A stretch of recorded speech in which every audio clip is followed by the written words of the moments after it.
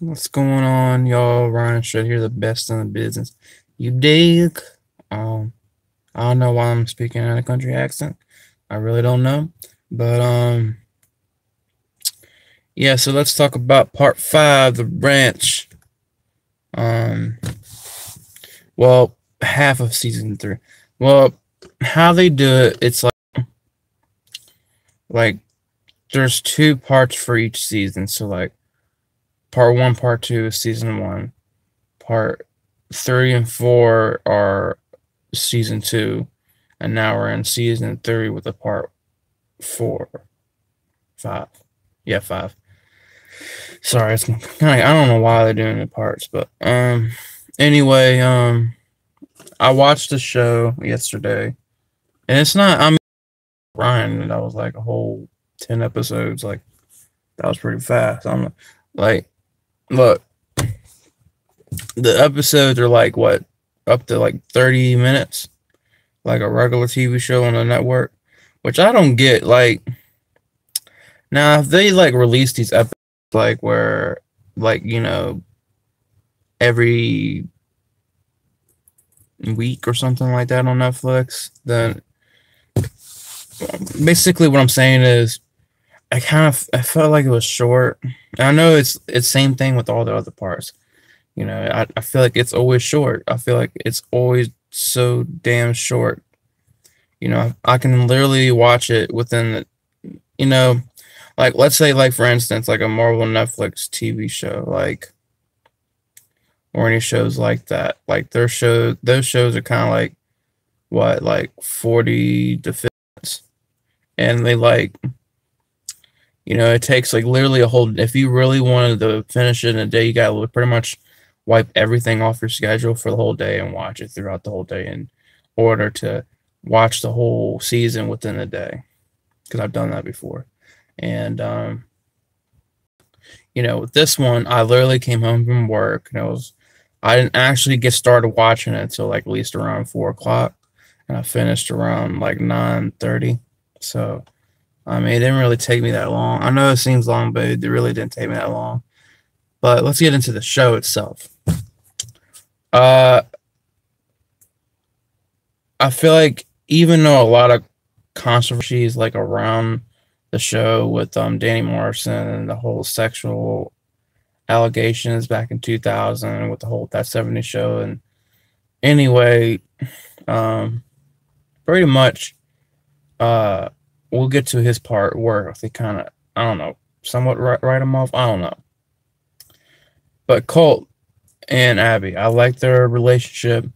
I like they really focused on those two more, and the father and son relationship between really with Colt, even though in the end the father, well, Bo realizes that that it's okay to be hard on your kids, but there's a limit to that, and he always passed that line. Like there would be moments in the show where when he was going to sell out to the ranches and also try to push for the law, well not but the lawsuit or something on, or going after Colt because the whole generator, because originally Rooster stole the generator. And spoiler alert, this is a spoiler alert review, so if you're watching this, don't watch it. But if you watch the show, there's a point in the show where Rooster steals the generator in order, which ends up pretty much saving the house, except some of the parts on like the barn on the right and the whole scene, the whole where mainly where all the TV shows being filmed. But pretty much it saves the day, but he stole the generator and it's coming back on him. And so Colt texted you. Sorry, excuse me. So Rooster doesn't want to get rid of the generator. Hide evidence because now cracking down on it. And then Colt decides, because he's now trying to do it. That's another thing with the show. Like at the beginning of the show, the big thing with him in the beginning of the show was trying to make the right decisions by not being selfish, but being selfless, and making decisions that he's known for. Given that they're giving him an opportunity, Abby's parents, to work with them. A nice, decent paid job and some of these benefits and stuff like that, and not be a rancher no more. Just selling like what was it, John Deere equipment. But anyway, so the show it shows a lot of growth in the character of Colt, Abby, and Bo. Now, the characters, I kind of feel like they're kind of like not useless, but not really used a lot more, was Maggie, and I know this sounds so white redneckish, but bear with me, y'all. I'm not trying to be mean about that either. But yeah, the Maggie character and not Abby's, but Bruce's old girlfriend, I can't remember her name, but I feel like she was kind of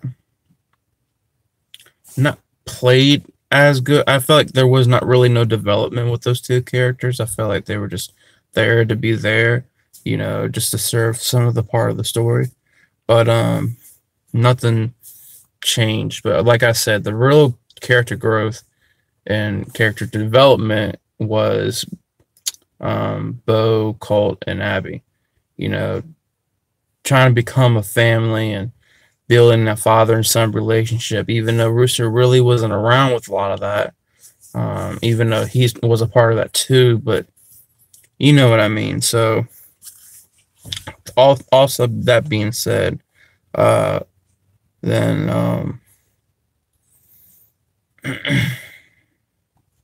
they really didn't play as much into the whole wildfire.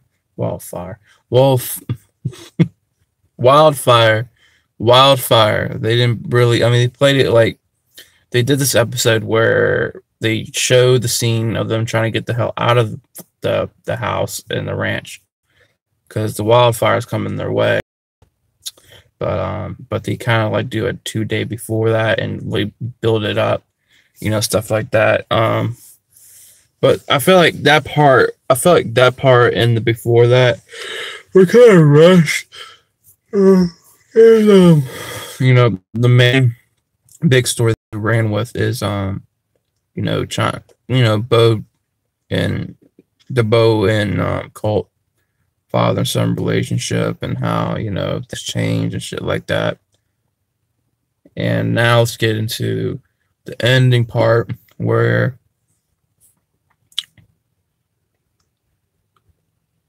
that old girlfriend that Rooster was seeing it was an on and off thing, but she was with her ex-husband, and I'm trying to think. Sorry, my mind's like halfway asleep right now, but yeah. So the ex-husband's crazy. He's mad that pretty much, even though being jealous or being very or no, I don't know the word for it, but I forgot the word. But pretty much being very crazy about her going seeing Rooster, just hanging around Rooster, even though they're kind of sneaking behind his back and fucking. Oh my god! I watched too much of this show. Anyway, so pretty much at the end on the last episode, where the crazy ex-husband shows up at Rooster's barn, well, not barn, but cabin, threatens him to take the bag that he packed for him to pretty much to disappear, or he can make him disappear, pretty much holding a gun to him, pretty much insinuating that he's going to kill him. And so, I don't know, and that's the thing I've been thinking about more about. And I mean, with everything else what happened in the show, that's kind of the thing I kind of been thinking about the whole time. It's like, I know they're supposed to bring in another character to kind of not replace him, but the kind of like fill that hole while the other hole's missing. You know what I mean? Or piece. Oh, like replace the piece, not replace, but like you know what I mean. And I'm kind of like, I don't know what they're gonna do. I really hope. I know he has a lot of issues beyond the whole Netflix thing, and they try to write him off or something like that. But I'm like, that's the worst way to write him off, because you're kind of like you're building another story plot of now that, and the fact that it would have been fine if he said that's fine, then he'll leave. But then he said, if you come back, I'll kill your family. That for me is like, that's like a story plot that they can really play out, for the rest of the season, because, that's just for me, it's like that they could really play that out. But for them not to play that out and kind of just be more of a write off, I'm like, that don't really fit well with me. If you were to write them off like the whole thing, I was thinking maybe the whole jail thing, how they're going to come for him, because the whole generator thing, and probably have to do some time, long time, with all the other stuff he's done in the past. It's going to add up. That like the lawyer was saying. So I was thinking maybe that's their way of writing them off. But no, it was. Then I was thinking, or they might kill him off with the ex-husband, because he's crazy and shit. So he's like showing up at his cabin, and cabin, being crazy as shit. So, but no, what they do is set up another story plot to put to the extent of, they didn't kill him. They're not sending to. He doesn't really have to go anywhere, but in a way he does, because he got to protect his family. And I'm like, well, they better not end the. Well, for me, if they do that, they better not end the show leaving that plot or that story plot, or leaving that there and let that be a whole. I'm like, that's not going to fit well with me, and it's going to kind of ruin the relationship with the show. I understand there's things beyond the show that are taking place, but here's my thing. I think what they're doing, this is just me theorizing, I think what they're doing is like Netflix, sorry, I'm so used to saying that name, them together, but Netflix pretty much, the whole Netflix thing, I feel like what they're doing that here is pretty much is kind of not writing them off, but sending them off. And so it's kind of like witness protection, where you're kind of like taken out of your home and put in another place until things cool down, that you can come back, or or something like that. Pretty much saying, if I think what they're doing is, if he's accused and they win the lawsuit and everything, and and he's actually accused of doing these things, I think they really are officially going to cut him off, and that's how they're going to do it. But if he's not accused and he actually wins and proves his innocence, I think they're going to bring him back and use that story plot. And so I think that's what they're doing with the show. Yeah, I mean, it's kind of a weird way to do it. I'm like, either way, regardless how it goes, there has to be an end result with the character. If they're not going to use him, they have to at least kill him or send off a better write-off than what they did with this one. And if they bring him back, don't forget the story plot, so don't be acting like, oh, he's bad, we forgot the whole part about that whole crazy ex-husband threatening to kill his family if he came back or whatever. So either way, that was a good show. Well, part 5, part of season 3. So looking forward to that. I think what they do is usually release whatever part. I think they release 2 parts of the season at different times of the year. So they'll probably release the next part of season 3. Well, the other half part of the season 3 at the end of the year, like near November or December. So I'll be looking forward to that. So if you like this review, comment down below and hit the like button and subscribe to The Best in the Business, Ryan Shred You Dig. And if you didn't like this review, just hit the like button, I guess. I don't know, dislike button, whatever you want to do. But you can kiss my ass. My ass, you can kiss my ass. Like they said, oh my god, I gotta watch like Luke Cage or something. Like this is, oh yeah, by the way, Luke Cage, that's gonna be the next, that's coming out next week, so expect that. So that'll be what's the next TV show. But yeah, so thank y'all for support. I'm gonna get out of here. Peace.